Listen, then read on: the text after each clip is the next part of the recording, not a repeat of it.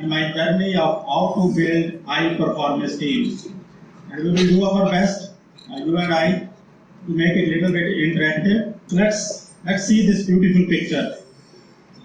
This picture holds a very dear place in my heart. And most of the learnings I did in my life for building strong teams came through this picture. So please take a moment on expense of my allocated 15 minutes and take a wild guess. Which place is this? A little louder, please. So one guess, it's in the northern part of Pakistan, the most beautiful country in the world, and it's not Saiful Malook. Alright, so since this place is very less explored, so this is called Dudi Patsar Lake. It is in the northern part of Pakistan. 4 hours from Iran takes you to a place called Basal. And from Basal, you can actually start hike to reach this place. So it's a 12-hour intense hike which you need to do to reach this place. And this is called Queen of the Lakes in Pakistan as well. So I believe a lot of us have been northern part of Iran or this part of the country, correct? So this story which I am telling is 15-year-old. So it happened somewhere in 2009 and 10. Thanks to the unavailability of good roads, it took us 20 hours to reach the place where you can actually start hike for this in order to reach this lake. So this place, as I was mentioning, called Basal. So it took us 20 hours to reach Basal by road because the road was not as good as they are at the moment now. And from there we started a 12-hour hike to reach this lake. This basically all the struggle you go through. If you have a queen to meet in your life, you will be very happily make an arrangement to do this. And one disclaimer, the picture quality is pathetic. I know that because at that time there was hardly 4 or 6 megapixel cameras, not like the latest iPhone we have at the moment. So please bear with that. And when you make a group of different people, you always run into very strange challenges. So 15 years ago, let me remind back, and we were building our company. We were building our company and we were people of different background, different experiences. And thanks to Sir Basit, finest story, I do come from Asraki area.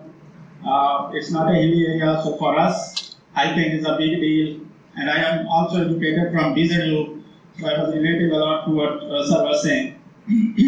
So we were people of we were 10 to 15 people. All of us were different background, different experiences, different skill set, different likes and dislikes. And we were building our company. We were starting our team. And we were working through very tight deadlines. We were under a lot of pressure and stress. And seems like we were failing on almost every deliverable, almost every target. It was so frustrating. Nothing was working out. And we sat together at a tea stall in the evening, and all of us were very dejected, feeling depressed, discouraged. And one of our person suggested that, okay guys, let's take a break from all the madness we are doing and go someplace far off from internet and electricity.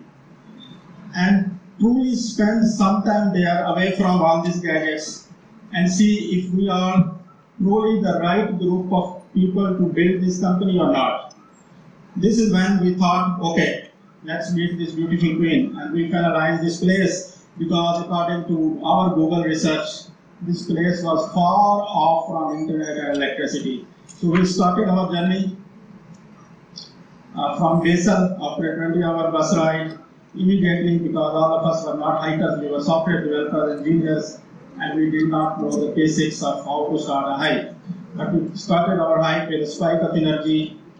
And as we progressed through meadows and we walked over mountains, after some time, the energy started to fade out.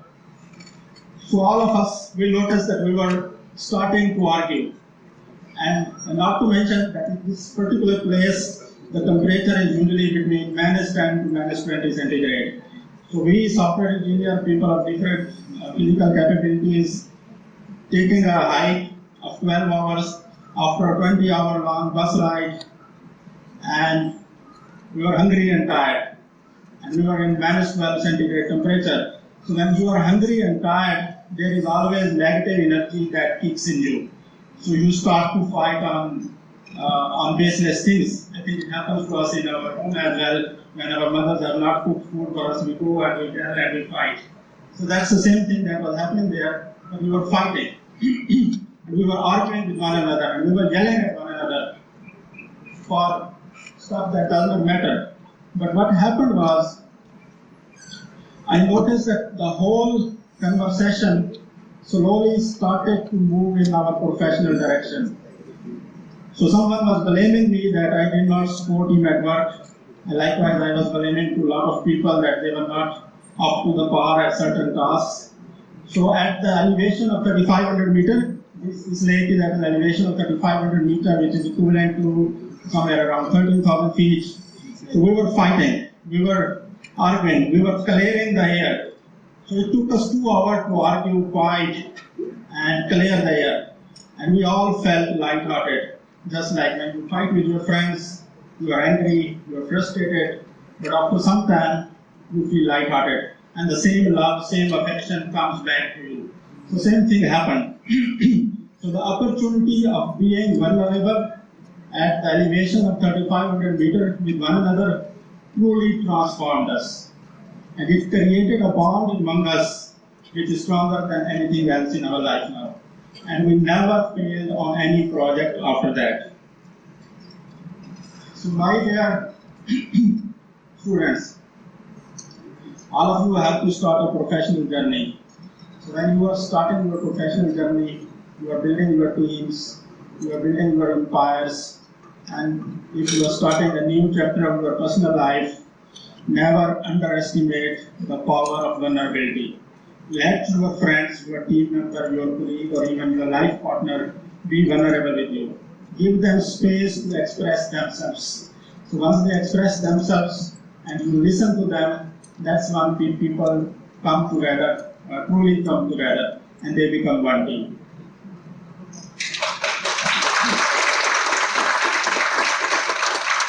So the second lesson I learned was, always find the right balance when you are building a team. People will tell you that you need to have all the top performers in teams, that you need to have all the people with the highest CGPA in your team, or you need to have everyone with gold medalists in your team. That's not right, in my humble experience.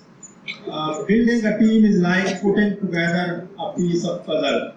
All you need is finding the right pieces. So for your problem you're trying to solve, the right pieces might not be the top performer. So always be open to the idea of having people of diverse experience, diverse skill set, people of different mindset in your team. That's when you truly build a high performance team, because high performance team is all about finding the right balance, and sometimes the top performer or the rock stars may not be the right fit for your the problem which you are trying to solve. Okay, I think this is the most important one. So there are a lot of organizations out there, and especially in my walk of life, who are purely working for financial gains. Their whole efforts and everything revolves around monetary rewards. When you are building your teams, you are building your organizations, even you are building your product, make sure this thing should have a vision.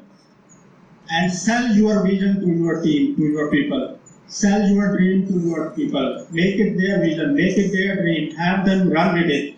So you will see that when people believe in your vision, they can go to any length to make it happen. There is always Monetary aspect is always overrated. Yes, it has certain role to play, but for good companies, good teams, good organizations, good products, there will always be the vision who will take the front seat, and money and monetary things will take the back seats. So at that lake, we spent one night camping, and we had a hard time installing the camps because we were not trained at that. And when we were there, all settled. So we looked at the sky, and we looked stars after so long, because we were living in the city, we were going through hectic work routines, all of us were working late nights, and we looked at the sky and we saw the stars, and we thought all of us are so grateful, all of us are so privileged to have so much in life. So we felt thankful for everything we had in life. And that's where we came up with mission for our company. So what we do is we build software products for digital health purposes. So at that time, we started talking like old monks. And we said when we are going back to our workplace, we are going back as one unit, and we will not only be building these products for financial purposes, but we will also make sure that the products we are building will have an impact on the population of the world that is underprivileged or don't have access to good healthcare facilities.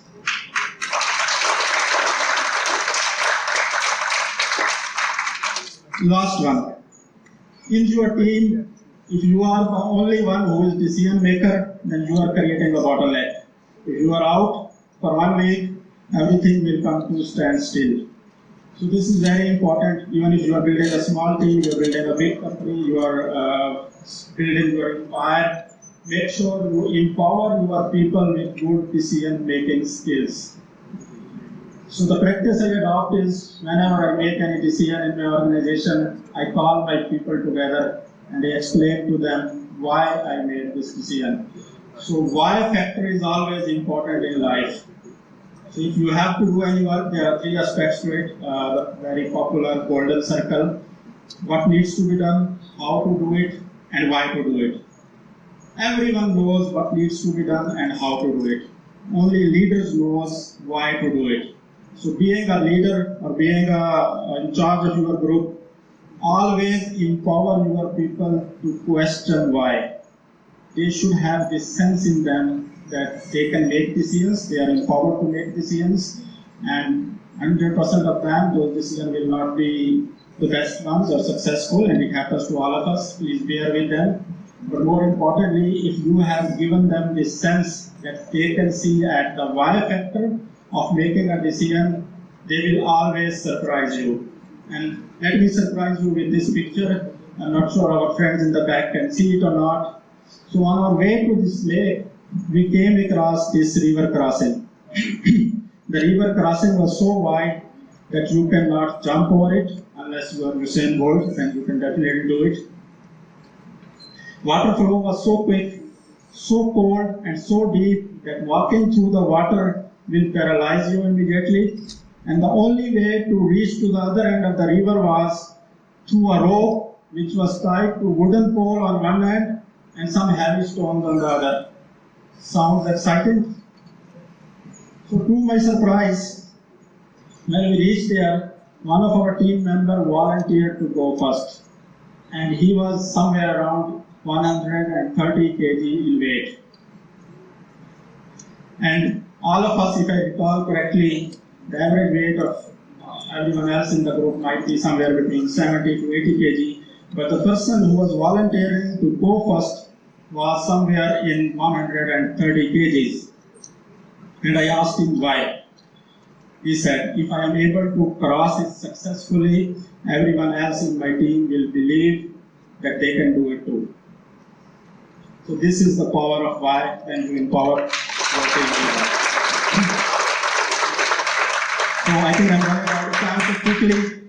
I do have a dream to share, and I will love it if this can become a collective dream for all of us.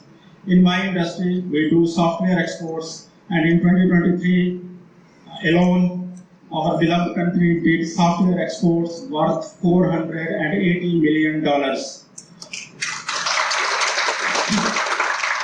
And the projections are that in next 4 years, by 2028, we will be doing software exports worth $2 billion per year. But the dream is we can take it to $4 billion per year or $5 billion per year. All it will need for that dream to be success is if academia and industry work together on creating a shared vision. And this applies to all the disciplines we are teaching in universities. So if we want to develop our country as a big player on the global market, let's work together, create a shared vision which should be driven by industry to some extent, and which should address what the global market needs in the next 4 or 5 years and empower our students with that particular skill set. And on my concluding note, when I woke up in the morning, we were camping there, when I woke up in the morning, this is the first scene I saw. My eyes were woke up to this mesmerizing view of this beautiful lake. And I asked to myself, the magnitude of your success will always depend on the magnitude of challenges you have gone through in your life. So when you are going through tough time in your professional life, when you are working for your dream, for your vision, and the time is tough, problems are immense, and you are not seeing a way to get out of those, always remember, your challenges will define the height of your achievements. And always believe when you are going through challenges that there is a beautiful queen like that waiting for you on the other end of the tunnel. Thank you.